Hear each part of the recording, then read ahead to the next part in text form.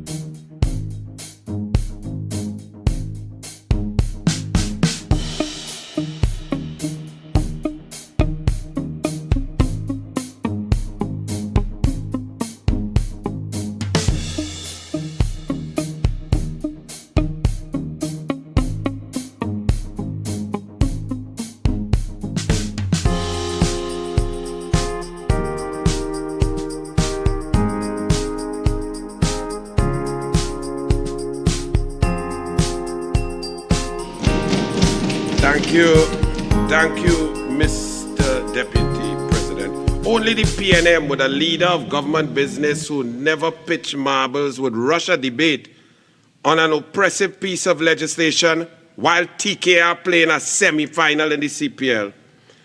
It shows a lack of care, but I should understand that the PNM does not care about sport, as we saw our Warriors go out to Tokyo unprepared. We see our hockey teams being sent to be devastated in World Cup qualifying.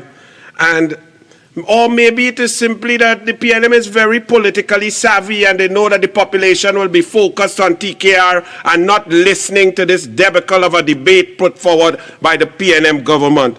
But c'est la vie.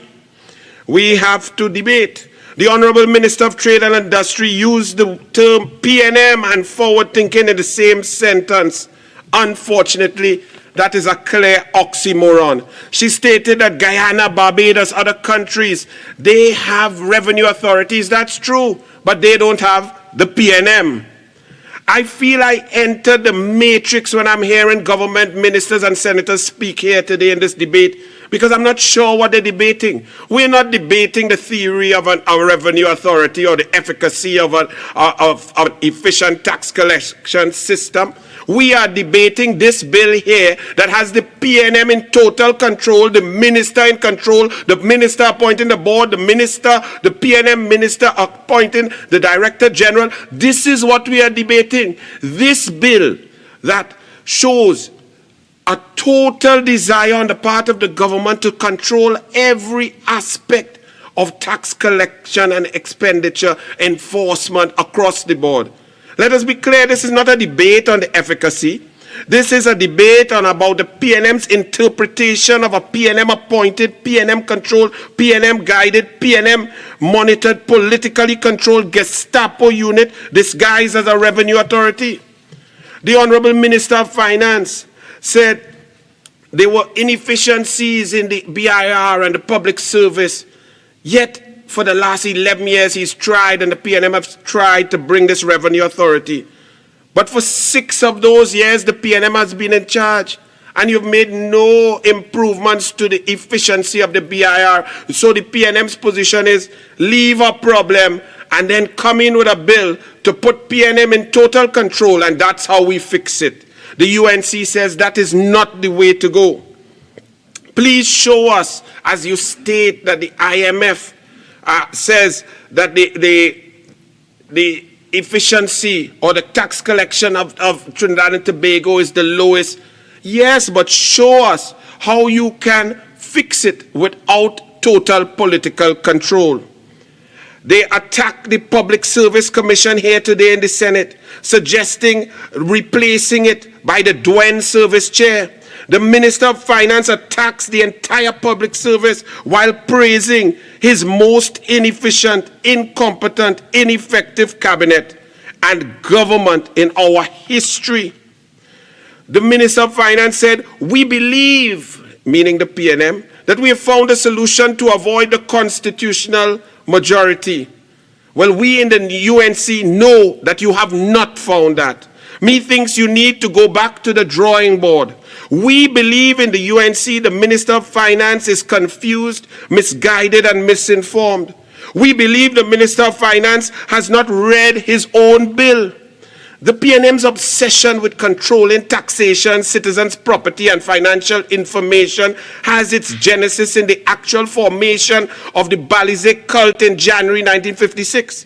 From its symbolism, its mantra, its constitution, and its debilitating indoctrination, a member of the PNM is a PNM till a dead.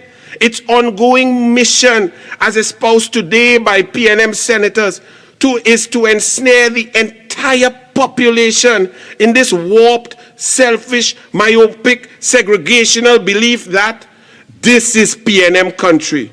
Well, the UNC is here to say this is not PNM country. This is our country. This is Trinidad and Tobago. You bring a bill here in 2021 and just remove the need for a special majority. No consultation. It wasn't even viewed by the Joint Select Committee, a Joint Select Committee that met for 3 years, consultation, discussion. A report was laid in Parliament and now ignored. It shows gross disrespect to all those who contributed, a waste of countless intellectual hours. This dictatorial PNM removed the 3/5 requirement like a petrotrin refinery in the night. This PNM government has removed the constitutional 3/5 majority and replaced it arbitrarily by a simple majority. There is absolutely nothing simple about this bill. This bill is sinister. Senator, the Honorable C. Prasad, independent senator, made some brilliant points about revenue authority, tax collection, management, intelligence, independence, ethical human beings. Can all these improvements be made, Honorable Senator, without the total control of the political directorate? If so, please propose all the necessary amendments to this bill at the committee stage and watch carefully as all your independent, intelligent, well-intended suggestions will be resoundingly rejected by this PNM, bent on attaining absolute control, influence, and total power over the citizenry. It is quite peculiar and indeed characteristic of this callous, uncaring government that the very first bill being brought to this second session of the 12th Parliament is wholly concerned with the government's ability. 1 second, Senator Roberts. 11, please. 40. 4211, please.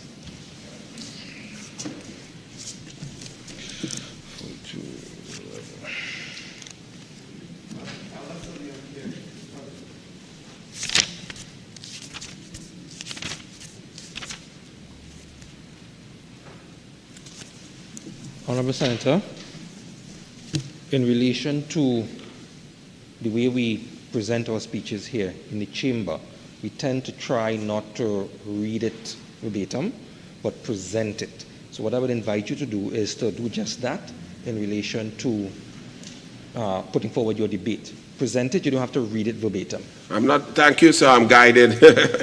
It is quite peculiar and indeed characteristic of his callous. I hope I get my minute back, please. That this very bill being brought to this second session of the 12th Parliament is wholly and solely concerned with taxing people, getting into their pockets as they suffer in a pandemic under the worst, most mismanaged pandemic in the history of the entire globe. We are not number one in the world. We are number last, and we have been suffering. Our people are suffering without jobs, have not received their grants, no support for small and micro enterprises. But this government, the first thing they do is come to dig deeper in the pockets of the citizens. This government and its overarching theory cannot sustain the inflection or the investigation that goes before it. It defies established principles, sound corporate governance, vests extraordinary powers and access to private information in the hands of politicians, and removes citizens from under the provisions, safety, and security of the public service, and now places them firmly in the hands of the politically appointed officers. The government's prioritization, not just taxing. 1 second, Senator Roberts. Senator, On Standing Order 53(1)B. okay, so, Honorable Senator, a lot of the arguments being put forward now in relation to the bill that is before us have been said before. I will allow you to continue with what you're saying, but be mindful as you're making your presentation that we want to interject new arguments as well. We've heard quite a bit in terms of all of the speakers, government, opposition, and independent, that have come before in terms of certain key points. So as you move forward, be mindful, interject new points as well.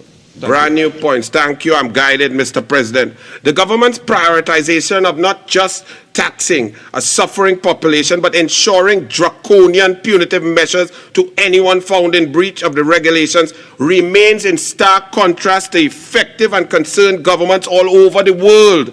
Leaders, politicians, and economists worldwide have supported the view that tax credits, deductions, tax holidays, incentives, and grants. Senator Roberts, 1 second. Attorney General, yes. Much obliged. I respectfully rise on 4210, evidenced by the fact that the member can't even see when I stand. 4211. 4211. Yes, sir. Okay. So, Senator, again, we're talking about actually reading the speech versus presenting the speech. Again, I will allow you to continue, but just keep in mind that you want to present. Thank you, sir. I hope that I am getting my time because the time has already been curtailed and I'm being interrupted, but never mind. But across the globe, governments have taken the approach to present benefits and assistance to their citizens, their businesses. But here in the PNM country, run by a PNM with a slim majority that they squeezed out with an EBC that seems to be following instructions of the government. Senator, that particular line is not, sorry again to interrupt, but that particular line is not relevant to what is before us in relation to the EBC, so just be careful. Yes, sir. Thank you. According to the recently published report by Deloitte, credit and incentive economic stimulus. I rise on Standing Order 46.6, Mr. Vice President, in relation to that comment on the EBC. Okay, so I've already ruled on that. Continue, Senator Roberts. When the coronavirus pandemic began to spread in early 2020, government-led incentives were strong in France, US, across Canada, China, and Australia. But in Trinidad and Tobago, they have been punitive, and now this government comes to increase or to change the revenue authority to put its fingers into the pockets of the citizens. As we move forward, there are homes in Trinidad and Tobago that the entire population is now scrambling to fill out forms to do the work of the valuation department because this callous government is trying to implement a property tax in a pandemic. Citizens cannot fill out the forms. They are now saying that they're gathering their $5,000 to pay a fee and a fine for not filing these documents on time as stipulated by this heartless government. The enforcement fines, of course. 46.1, please. Okay, I have yet to even hear a clause in the bill. Right, so, Senator, that particular line that you're on in relation to property tax is thinly relevant to what we're doing. I would ask you to just tighten a little tighter if you can, or else move forward.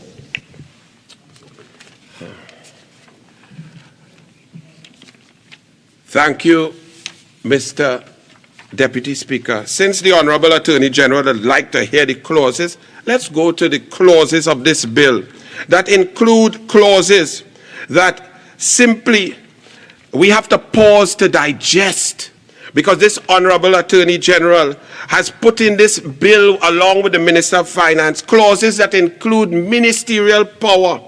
Clauses 5, 6, 7, 8, 11, 13, 14, 15, 16, 24, 25, 30, 41, and 42 all include powers put to the PNM minister to control. The PNM minister, for example, if you would like the UNC to support this bill. Is on Standing Order 53.1b properly. Attorney General, at this juncture, the member is calling out the clauses and he's moving now towards actually making his argument in relation to that. Senator, yes, that argument has been made, but like I said, be mindful that you want to interject new points in relation to what has gone before. So I'll allow you to continue at this juncture, but I'm listening for the new points as opposed to what has been gone before. Continue. Brand new points. Once again, Mr. Deputy Speaker, as Minister West said, and I rebut what she has said, more and more demands are being made on the shrinking coffers, and therefore we need this revenue authority governed by the PNM Minister of Finance. Well, let me be clear. The coffers are shrinking because of the poor governance of the PNM, the incompetence, the inability to diversify the economy, as well as the demands on the Treasury being made. That's $500 million wasted on NGC, large rentals to cabinet ministers, and outfitting of Attorney General's offices. I rise on Standing Order 46.1, Mr. Vice President. Okay, so no, I will allow that particular line of argument as it's a response to an argument that has been put forward before coming from the opposite side. Continue, Senator Roberts. Thank you. Thank you, Mr. Vice President. The Treasury is empty because of the profligate spending of the PNM cabinet on rentals, on recusal twins, of conflict of interest, on borrowing from small companies on the avenue, of investing in questionable companies that we could call barista, overpriced, poorly procured ferries, $100 million. 46-1. Senator Mark, let me hear the point of order. 46-1. Okay, so Senator Roberts, please tie it in to what we're doing here. As I've given you the leeway to make the point, just tie it in. Mr. Vice President, the Minister of Public Administration said that the reason that we are here today is that the Treasury is empty, the coffers are empty, and that they require filling up. So they are empty because, Madam Minister of Trade and Industry, $100 million wasted on a president's house to go and tour a plantation bill, $20 million on a prime minister's residence, $200 million on 2 stadia that are locked up, $400 million on 2 cutlass vessels not requested by the Coast Guard, $64 million on report to not close Petrotrin, but Petrotrin is closed. Okay, so we are continuing to raise point of orders, and I'm ruling on them as they come. And I have no problem doing so. Senator, so you've made the point that you're making in relation to why the Treasury is empty in response to an argument that's been put forward earlier in the debate. So I would ask you now to move on from that, because you've made that point. Yes, Mr. President, but I'm giving you the real depth of the emptiness of the Treasury because of the PNM incompetence and profligate spending. I'm only halfway done. Right, and what I'm saying is that you're not going to spend 5 minutes going into the depth of that in relation to the response of an argument, because then you will be in breach of Standing Order 42.1 in relation to relevance. So what I'm saying is that you've made that point, and I'm asking you now if you wish to move forward. I will move forward, sir. No problem. Let me move on the Constitution and the Supreme Court law of Trinidad and Tobago. The Constitution is also what the honorable courts have referred to as a lens of interpretation, meaning that every law, whether we are considering here in Parliament or whether a judge considering in a judicial sense, must be interpreted in the light of the constitutional norms, values, principles, and protections. I rise most respectfully on Standing Order 4211. Continue, Senator Roberts. President, and I please request a time, please, sir, humbly, because you're utilizing it. I have a different angle, Mr. Vice President, because my colleagues have already spoken about the Endell Thomas protection.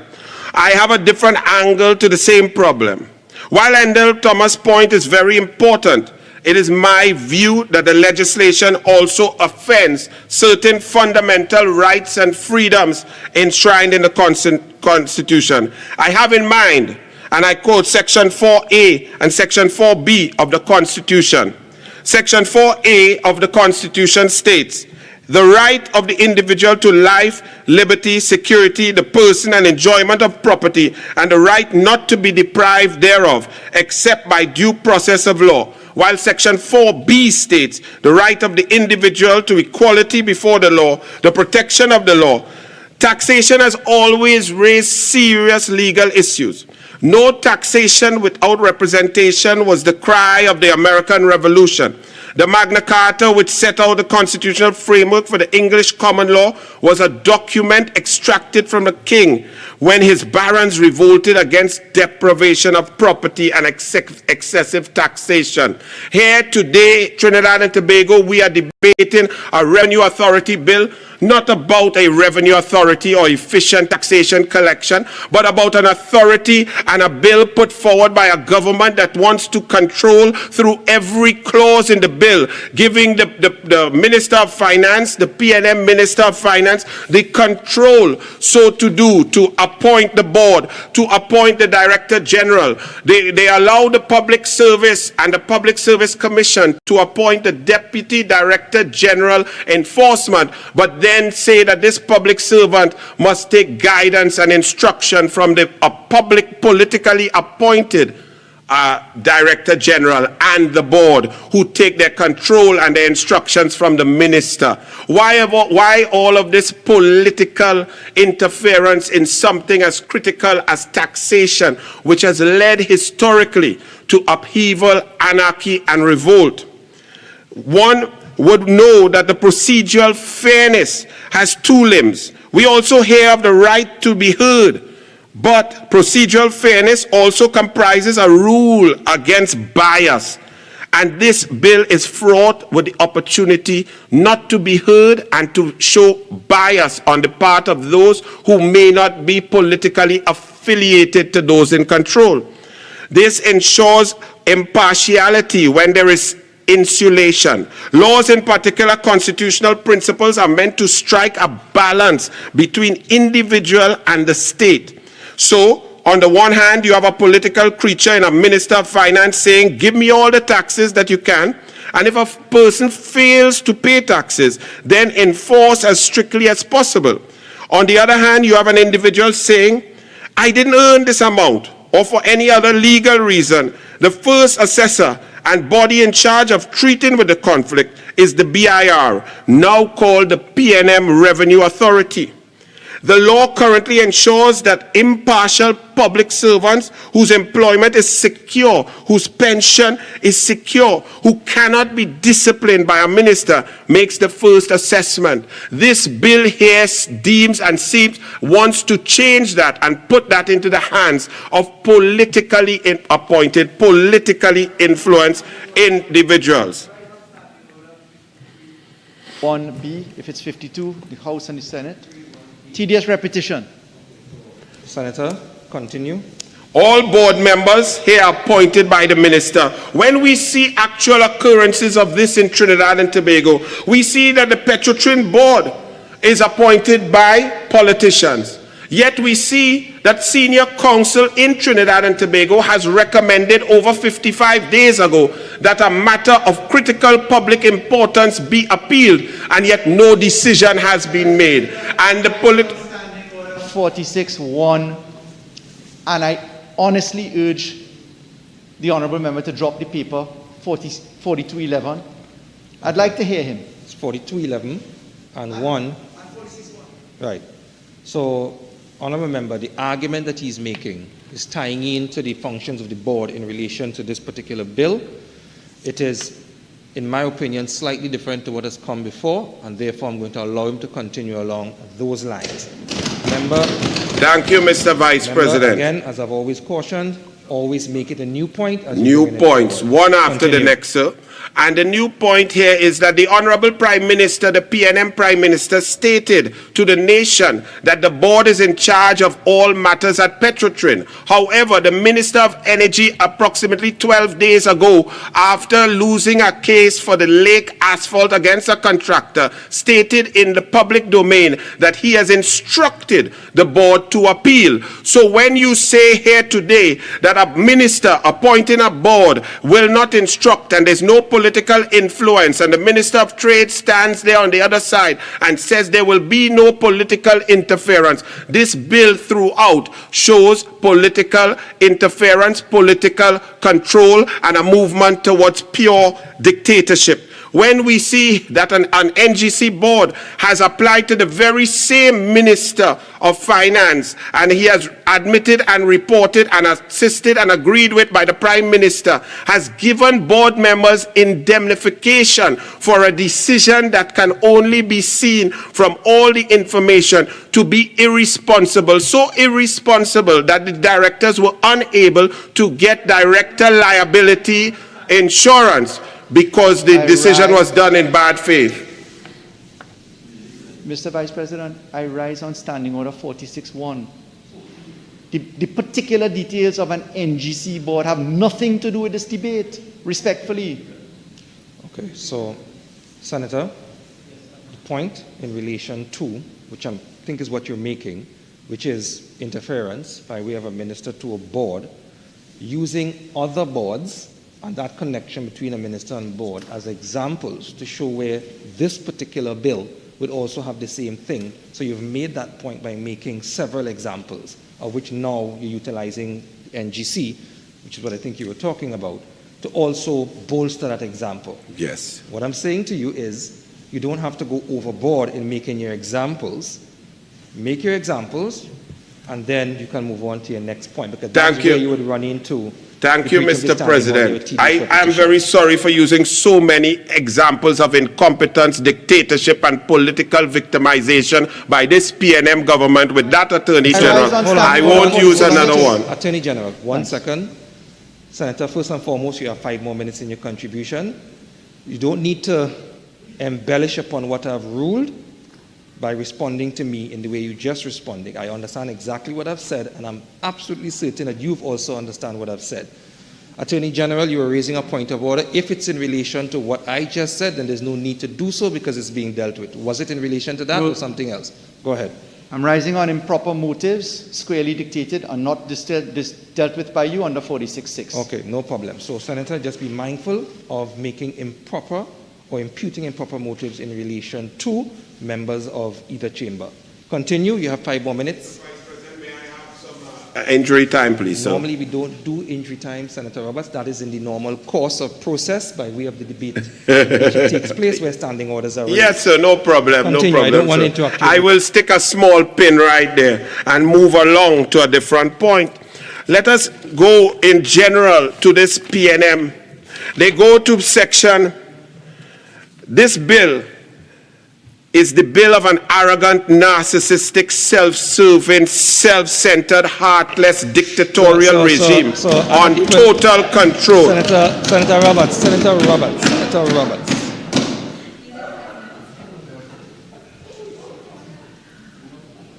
I don't even have to wait for a standing order to be raised.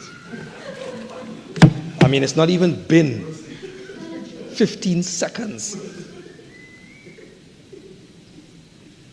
And I think you know what I'm about to say. Please, tone it down. This bill is dangerous, illustrated by the anti-democratic, anti-corporate governance, anti-transparency, anti-accountability, anti-separation of powers clauses of the bills. Clauses 13, 14, 15. 46.6. So, Senator Roberts,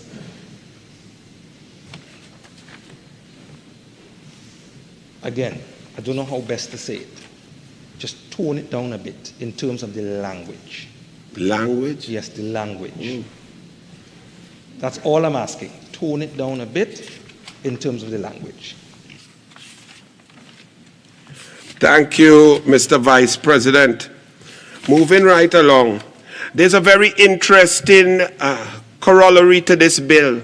Once again, it shows the policy of the PNM to conduct a process of union busting, as they have done in Petrotrin with the OWTU, Caribbean Airlines with TALPA, the Port Authority workers with the port.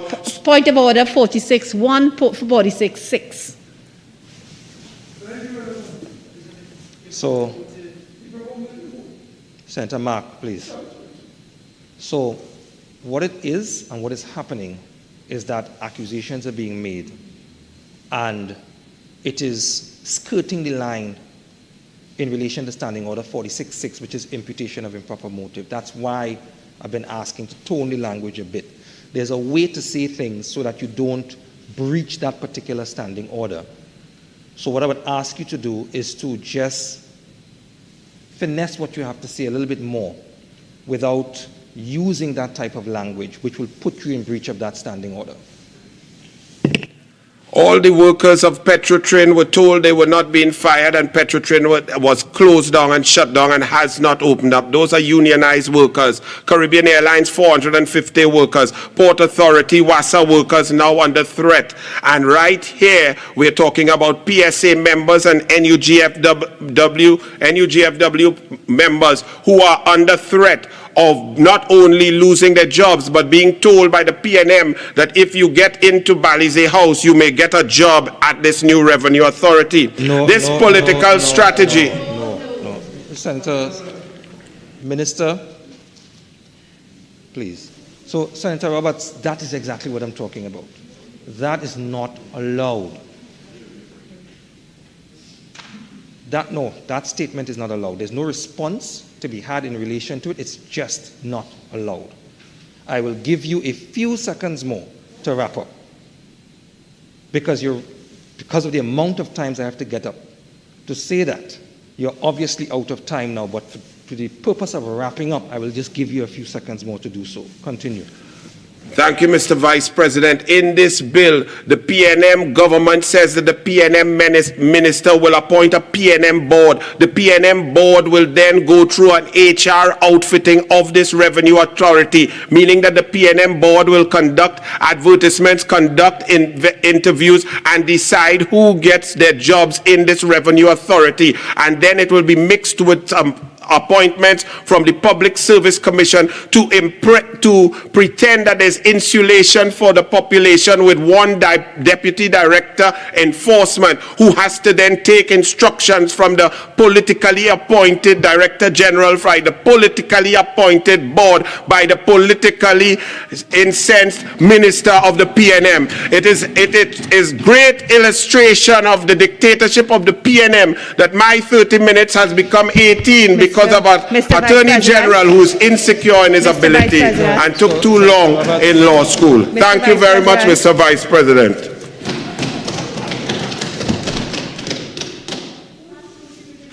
Minister in the Office of the Attorney General.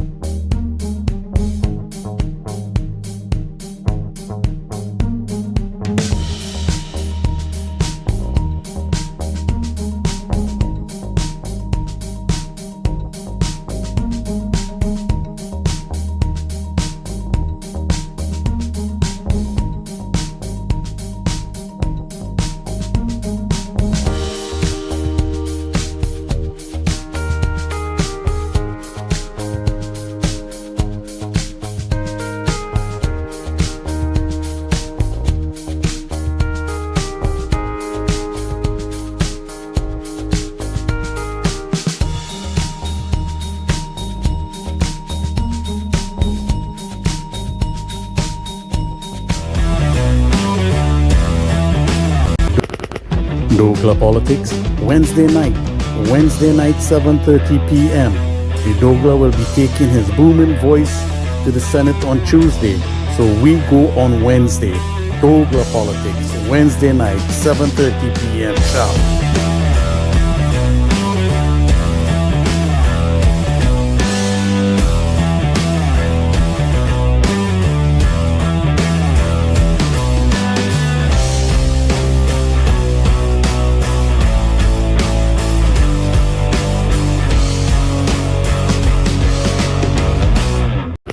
Dogla Politics, Wednesday night,